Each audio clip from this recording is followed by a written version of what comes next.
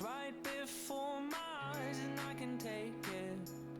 If it's what I want to do, I am leaving and this is starting to feel like it's right before my eyes and I can taste it. It's my sweet beginning. And I can tell just what you want. You don't want to be alone. You don't want to be alone. And I can't say it's what you know, but you known it the whole time. Yeah, you known it the whole time. Maybe next year I'll have no time to think about the questions to address. Am I the one to try to stop the fire? I wouldn't test you, I'm not the best you could have attained. Why try anything? I will get there. Just remember, I know that I can tell just what you want. You don't want to be alone. You don't want to be alone. And I can't say it's what you know, but you know it. Are we on? Wasn't lunch so good? It was great. Yeah, let's give a round of applause for lunch. Yeah, who doesn't want to give a round of applause for lunch? Hi, my name is Melinda Padilla Lynch, and I'm part of the MSI team, and it's my honor today to bring you guys, youth of North Dakota. I'm going to introduce you to Dr. Carl Sovak with you, Mary, and he's going to take over the presentation.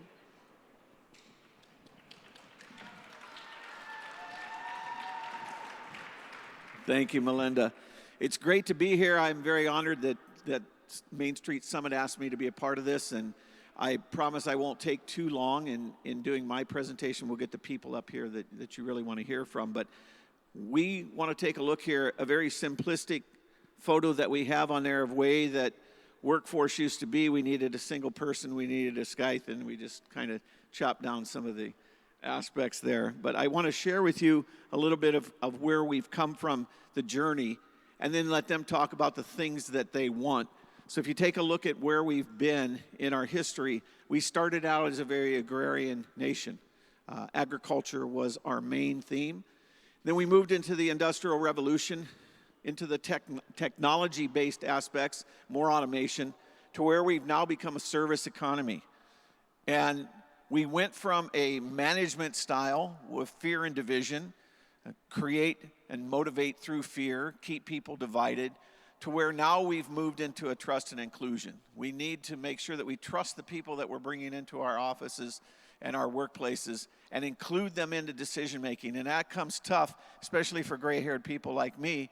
But we have more and more people who have moved into this. And we really are talking about an era of the knowledge worker. So if you think of agriculture and industry, it was more about the brawn that you had, the ability to use your hands and your muscles.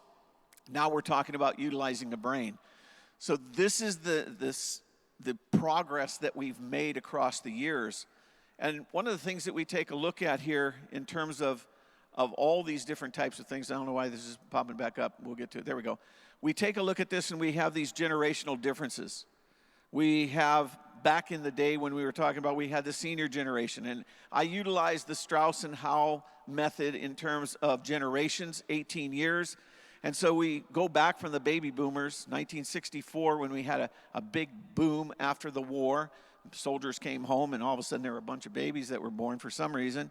And so from 1964, 46, to 64, we had this big baby boom aspects. But prior to that, we had the senior generation. Some say the greatest generation. And then we have Generation X. And so 18 years after 1964, 1982, Generation X comes on board, Generation Y comes in, and then we also had Generation Z. And Generation Z, those individuals born between 2000 and 2018. So we see those individuals in the workplace now. Pretty much what we have that are coming up here on stage, those individuals are the ones that we're going to be talking about. What do you want? And then we had a situation where we started, and I still think this is a marketing ploy, but we had the thing that they just called millennials. And we lumped a bunch of millennials. See, we have some out there right now. A bunch of millennials from 1984, 1986 timeframe, but they started entering the workforce during the new millennium. And they had certain demands. And so you have a lot of people that lump themselves into this. And then we have a new generation, and this is my phrase, this is what I've coined as Generation AI, artificial intelligence. My 10-year-old granddaughter asked Celeste, how much is 9 times 7? She has Alexis do her homework for her. So we're reaching this era of artificial intelligence, and that is what's raising our next generation of the workforce. So they'll be coming in here. As you can see here, they were born in that time frame here over the last few years, and they'll be coming into the workforce. And so when we take a look at this, the question then becomes, well, what does this next generation want from us? I was just in a session before this, and they talked about the participation rate of the 16 to 19-year-olds, 48%. Well, to me, that tells me 52% are not participating. And why aren't they participating? And I hear at the table from a couple people, parents don't want them to participate. Sports keeps them in enough activity that they don't need to be in the workplace. And there are a lot from the generation, what I started out with at 14 years of age, working in a restaurant, because there are things that I wanted. My parents said, I'm not getting that for you. You want it, go get a job. And we don't see that anymore. We have a lot of parents that want their kids to go through and continue that until they have to actually work themselves. So that's why we're here. Got some questions for these individuals. So I'd ask them to come up on stage, and we're going to get from them, what are they looking for in employment? So come on up. Give them a hand.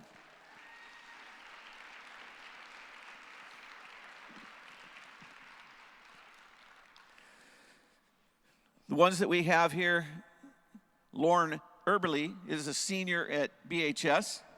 Marin Trainer is a senior at BHS. Daniela Aki is a senior at UTTC. Tanner Vio is a junior at UTTC. Jesus Aguirre is a freshman at BSC. Catherine Corbett is a senior at the University of Mary. And Riley Castile is a junior and a half, she told me, junior and a half at the University of Mary.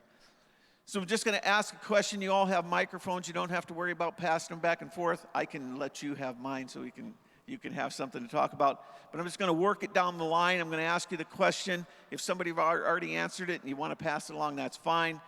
But my question to you are, what are the top 3 things that you're looking for in an employer? In other words, is it flexibility? Is it company values, mission? What are those top 3 things that you're looking for in an employer? I suppose I can start it off. One of the biggest things I think that especially our generation has become accustomed to is flexibility, whether it be work from home or just being able to work your hours, maybe come in a couple hours early, leave earlier, maybe work 10-hour days instead of, so you can get it done in 4 days instead of 5. I think that's really important. Probably culture is a big one. And then I think those are my biggest 2 that I look for, that and mission. I'm not sure. Oh, it's on. I would say flexibility is really big anymore, whether it be hybrid, remote options, and like Catherine said, being able to work 10-hour days here and there and maybe take off early on a Friday. A lot of people value their weekends a lot, so I would say flexibility is a big one for me. Yeah, I'd agree. Flexibility, definitely a big one. Being able to plan my work around life rather than planning life around work is definitely an important thing for me. I would say having a strong mission, because I love purpose-driven, what I want to do. I want what I do in the workforce, I want it to matter. I want it to affect other people's lives. I don't want to just do life because I'm just clocking in and out. I want my job to have a purpose, and I think that's a number 1 thing in my life is just morals and having a good mission statement to run by. I have to agree with you on that one. A strong mission statement from a company is very important, knowing what your goals are and how they align with my goals as well. knowing that we're on the same page even before I come into your company. So having a strong, purposeful mission statement is important to me. Another one is the social responsibility of your company. Do you care about your community, and can you show me examples of how you care about your community, because I am part of your community. So when I come into your company, I want to know that you're taking care of me, and then in turn, I can help you take care of the community as well. And finally, I would say that the benefits are probably another high on my priority list. What do you offer in terms of benefits? Is it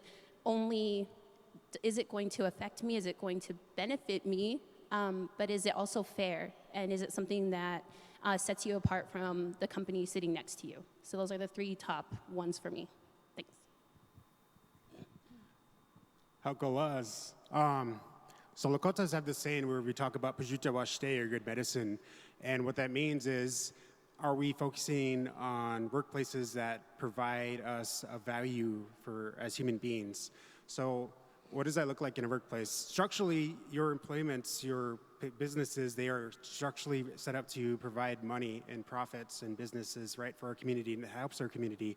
But in actualization, these are little mini communities, and focusing on our community members within those businesses, making sure that they are listened to, that they are valued, that everybody is respected. I think that's what would drive me to work for that employer and continue having commitment to that employer. Thank you. Well, howdy y'all. They'll laugh over there. I got the short end of the stick, and everyone else kind of answered what I had on my mind.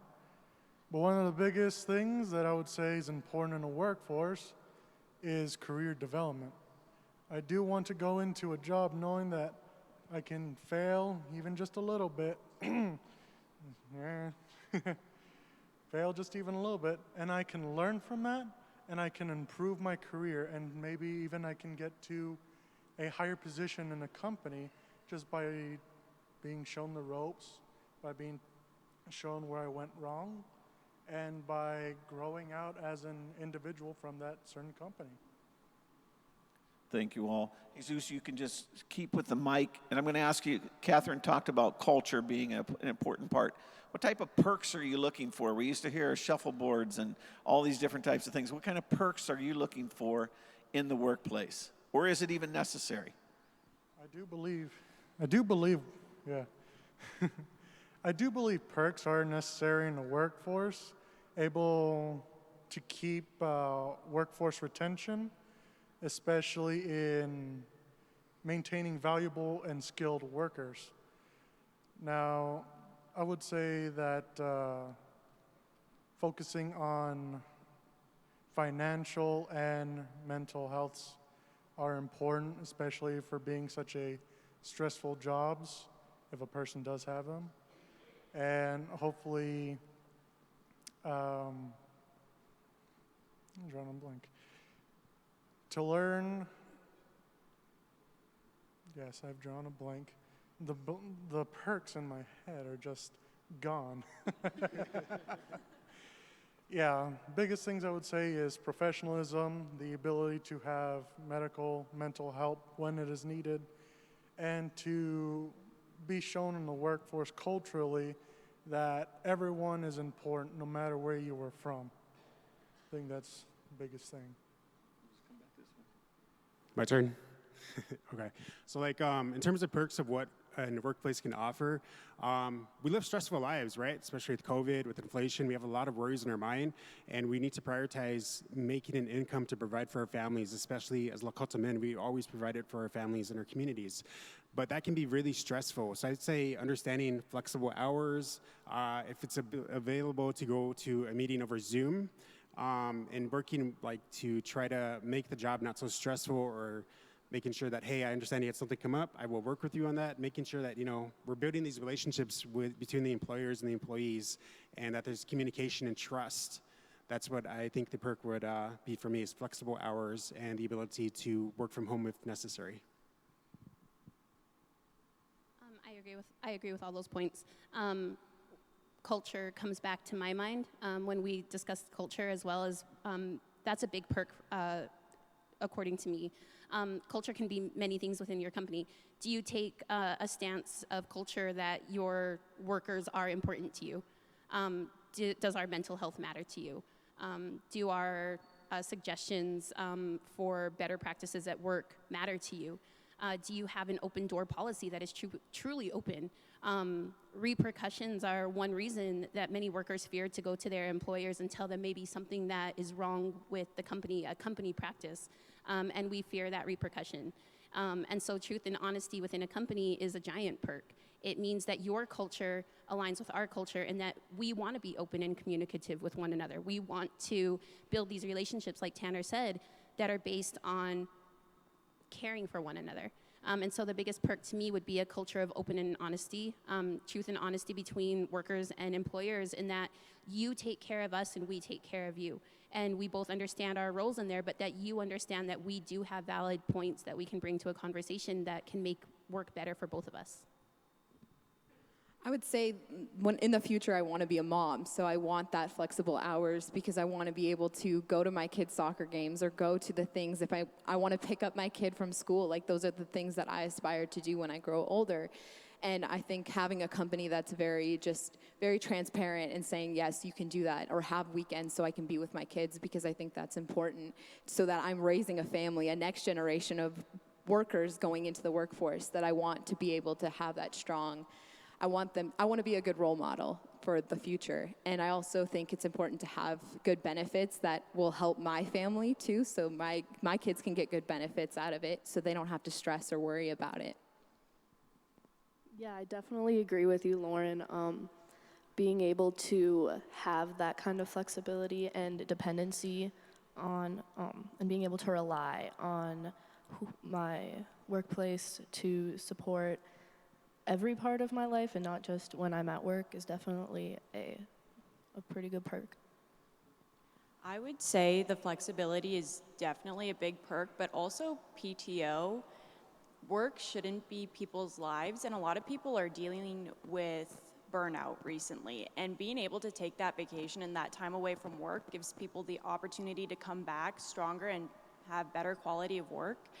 And I think it's just a great perk that every company should have, and that a lot of the younger generation are looking for.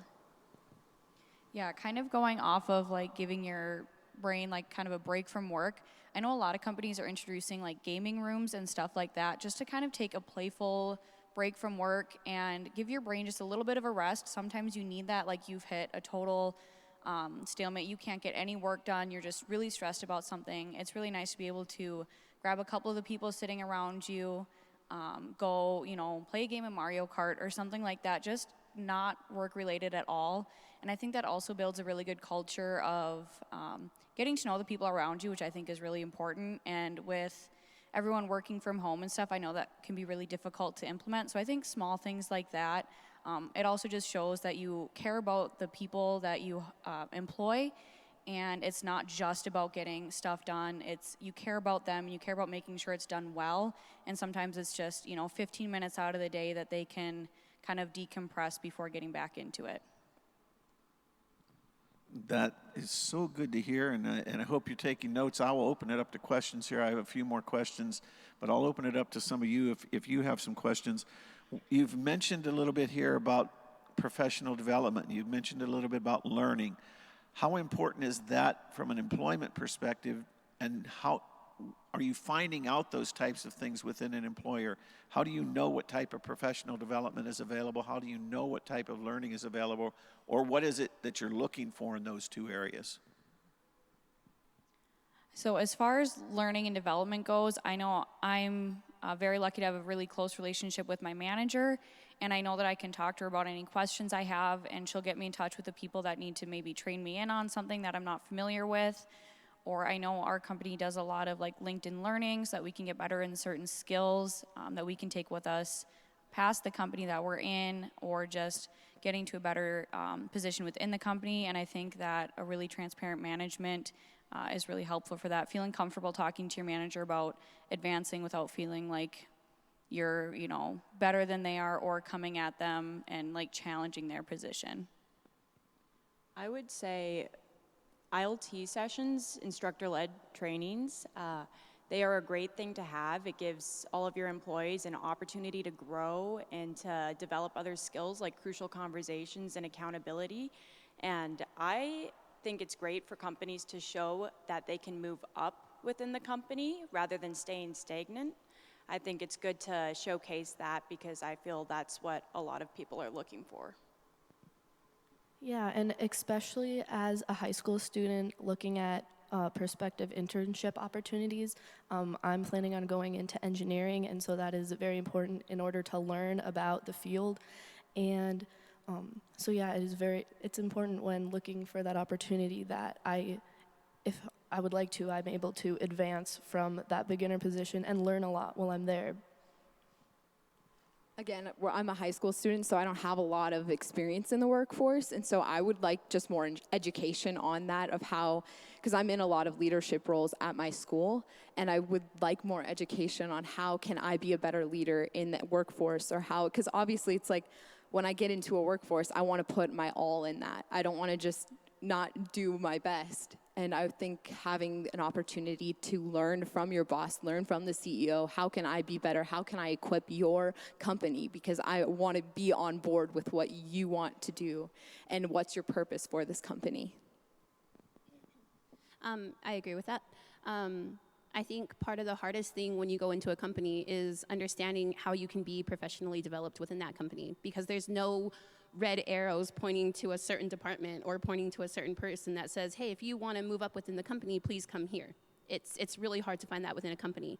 And so I think the biggest thing, if you grow your own from within, that's the easiest thing. That's the best thing for a company to do, because then you have these cross-trained employees. Cross-training is so amazing. It gives you the opportunity to have somebody who always knows what's going on. If you have a position that opens up, you're not left floundering around looking for somebody with those qualifications that you need. You already have somebody who kind of understands that department or those practices. So I would say cross-training and really having those departments, when you bring in new employees, let them know right away, if you want to move up in the company, it's possible. We will train you, and this is how we're going to do it. Because a lot of employees, when they come in, they don't know what to do. If you hire us for one position, we're going to think, I have to stay there my whole life, and maybe I don't want to do that. Maybe I have ideas that are valuable to you. Maybe you see that potential within me, but how do I know where to go? So I would say the biggest thing is to just let us know as soon as we get there that there are opportunities to grow within your company, and this is how we're going to do it. Going back to that thing about communication and trust that I talked about earlier, a lot of them offered very good ideas about how to professionally develop and respect their opinions, but there can be going beyond that development. Like, we want to be lifelong learners, right? Maybe you start going to boxing and forming relationships with your coworkers. Maybe you go play volleyball together, or have some other activity where you're developing emotionally and mentally as well. You're building those connections, that communication and trust. That's another way to be developed. And I have some leadership experience, and I understand that sometimes time and budget doesn't always allow for professional development. But having that communication and trust and letting everybody speak their mind and being heard, good ideas come from within your team that you work with, and listen to those ideas and make sure that they trust you to come forward without any repercussions, that you always come at things with the good intentions and the good hearts. And I think that's important for workplaces, especially in professional development. Thank you. Well, first off, I'd like to agree with everyone here. I believe that development in professionalism is probably one of the main staying points of any job. As said before, I have worked in a leadership role as well. I've worked demolition most of my life. Love it every single day of it, every single minute of it. And I would like to say that working with supervisors and managers on the job site has been a thrilling experience for me. They have taught me every professional role, from reading blueprints to operating machinery to having the growth of acknowledging higher managers, higher supervisors, to get insight from them and how I can become a better person in doing my job and being a well-respected employee in the company. I think that's all I have to say about that. Thank you. And we can just stay with you, Jesus, with this one. How important is diversity for you in your workplace? What do you see as diversity? What do you mean by diversity? When I talk about diversity, or what people say about diversity, is the ability to have more than a Caucasian majority in a workforce. And I understand that there are very much benefits to having Hispanics who can talk Spanish help you in a bilingual role. Having African Americans, having Native Americans, I believe every single person, as diverse as they are, they're all equal under one employer. And I believe that the employer should look at as that. Everyone is considered equal, no matter where you come from, no matter if you grew up poorer than a stick or as rich as a Lamborghini. I think I would have grown up with the Lamborghini. No. Okay. So those two questions that you asked there, how important is diversity in the workplace and what does diversity mean? I'm going to answer that first question. Diversity does coming from different backgrounds, not necessarily about race or skin color. Like American Indians, myself, I grew up in the poorest place in America. It was the poorest county in America. And I was homeless before I came to college. But those experiences shaped me into who I am today. And I come from that different background. I bring a different perspective. And to answer your second question, my different perspective is different from your perspectives. And what that means is I will have new ideas which maybe you have not thought of. And so that diversity can be a strength for your companies in the sense that people who are very similar will all have the same idea and gravitate towards the same idea, but they may not see something. They will help you solve problems. I in the environmental science program at United Tribes, and the National Science Foundation funds our college specifically to bring up more American Indian voices into the sciences and to have that diversity of opinions and thoughts. Thank you. All right, well, I will also answer what is diversity. Diversity to me means everybody gets a seat at the table. Diversity is not just in ethnic terms. It also means welcoming in a new generation that may think differently than you. So diversity is gender, it's age, it's sex, it's race, it's everything that we want to see. When I look at a table of diversity, I see everybody represented there. And that may be hard, but the practice is that you open your arms and try to get those people to come to you, rather than close off your door and say only certain people are allowed to come through. So that's diversity, opening your arms and opening your company to these people that may be different than you. But the values of diversity are so immense. What Tanner said is that we think differently. If you own a company and you're running it one way, that's great, and it may work for you, but we come into new ages all the time. You mentioned we have a senior, we have AI. What is your company doing with AI? Do they understand it as well as these young people right here in front of you? Do they understand the shortcuts? Do they understand the diversity of it? Do they understand the benefits that can bring to your company by introducing new technological advances? And so diversity gives you the opportunity to have so many windows open for your company. And if you let those windows open by bringing diversity into your company, you're going to benefit. Thank you. Yes, I would agree. Just like every definition that they said, I would agree to that because I think everyone does deserve to have a voice. And it might look very different that I feel like we should have people with disabilities because we can really learn from people that have those disabilities and have different multiculturals, that we are getting the whole widespread, that is not just in a box, that we're getting a widespread view of just all across the board. And I also think it's important to have diversity in a workplace because you can reach more people because it's diverse. So I think just having diversity is so important. And it's important to me because I want to be in a workplace that has diversity because I don't want to just be, because I want to take other ideas from other people than just mine. When I think of seeing diversity in a workplace or looking in like STEM fields, promoting women and people of color in the STEM fields is highly important, but part of that is discouraging to young people in my generation because we look at the wage gap and we look at the statistics of who is being hired for these jobs, and it's not looking good in our favor a lot of the time. And we're told that, you'll get a full ride to college because they really want women in STEM, but that's not always the case because of the generation that is in these positions not always being welcoming. And so just kind of changing a mindset is very important to increase diversity. I agree what everyone has said. I think diversity in a workplace consists of race, gender, age, but I also think that it consists of strengths. My strengths might be different from Catherine's. I'm not a very creative person, and I'm pretty sure she is. But having a good variety of strengths on your team can make for a much more well-rounded and efficient team overall.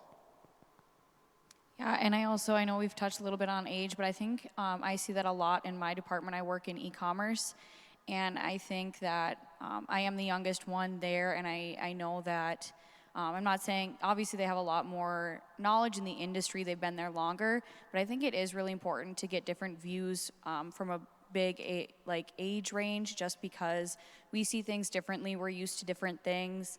I've been in technology my whole life. It was really stressed when we were younger, and I see things a completely different way. I'm not saying, that's right, but I think that having that age difference is really good. You get a lot of really good information from people who are seasoned in their work experience, and also people who they may not have been there longer, but they might know, like you said, like shortcuts or something like that, that some people might not know, and learning to take that information and not just, well, you're young, you don't know anything.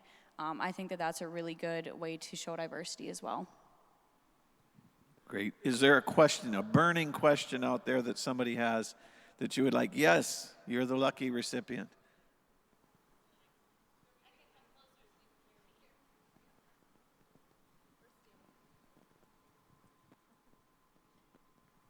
Hi, I am Whitney Lip. I am on the Wishick City Council. I'm on the Wishick Job Development Authority. I am a small business owner. I'm raising a family. I feel like I'm very much in between these guys and everyone else. So I've been working since I was 15, so I have that mentality, but I understand that things are changing. I am very much for entrepreneurship. And a lot of what I'm hearing is you want flexibility, and you want to serve a purpose, and you want to serve your community. Is trade schools a big part of your thinking when you're thinking of careers? Or are you looking to go into the bigger corporations and jobs like that where you will be working for someone but want things to change? Okay, well, I'll answer a little bit of that. So when we talked about diversity and we talked about age, I feel like COVID kind of forced a lot of companies to kind of take younger employees. I see it when I go through the community and I'm going to somebody's restaurant or a business, and I see younger people there. And these are like 14 and 15-year-old kids, and I'm thinking that's an amazing thing. We hit a hard time in our lives, and for business owners, I know you felt it so hard and it impacted you so hard. And your question about, are we looking to go to a trade school, or are we looking to work for a corporation? How does that align with what we want to do, our goals and values? They're not unreachable.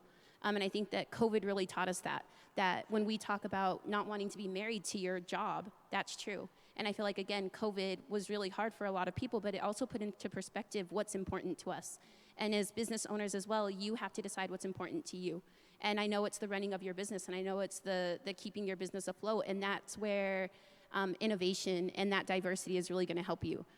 Younger people some of us want to work. The young people really do want to work. They want to gain that valuable experience, and if we can gain it by working with a small business owner who is impacting our community, I feel like a lot of us are going to do that. We're going to go for that small business rather than that large corporation who may not even know my name, just know me as an ID number within their payroll. And so if you're a small business working in the community, I feel like we would go to you. If your mission aligns with our mission, if your values align with our values, and we can see that, if we can see concrete proof of that, to me it is, I'll choose your business over any large corporation any day. Okay, I can go. In terms of small business versus corporation, I would definitely go with a small business, but I understand the struggle is that like big businesses, corporations have a megaphone, and small businesses have to try to compete not with just other small businesses, but with the megaphone. So I think trying to build relationships within the community and letting other people understand your small business, I think that would attract more employers to you. But I think most of us here would prefer to work for the small business because that's where we're going to be known. Yeah.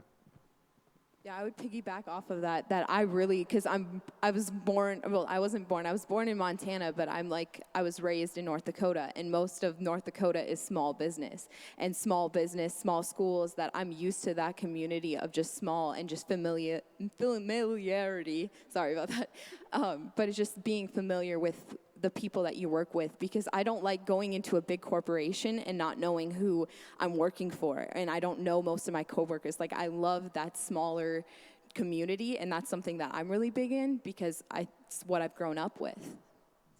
I hate to interrupt because this is great, but I see our time is winding down. I have one last question for you. You all need to pay attention to this. In one word, what attribute or characteristic are you looking for in the leadership of the workplace that you want to go to work for? One word, start with Jesus. Way to put me on the spot. I think the one word I'm going to be looking for is, Do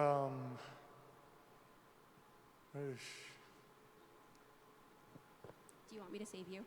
Yes, please save me. I have my word. I have my word ready. My word for leadership is participative. Very important. Purposeful. Sustainable. Supportive. Compassionate.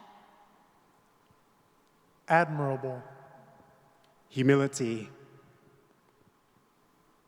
Everybody, let's give it up for these guys. Thank you so much for joining us. Jesus, Tanner, Danielle, Lauren, Marin, Riley, and Catherine. Thank you all. Have a great rest of your sessions.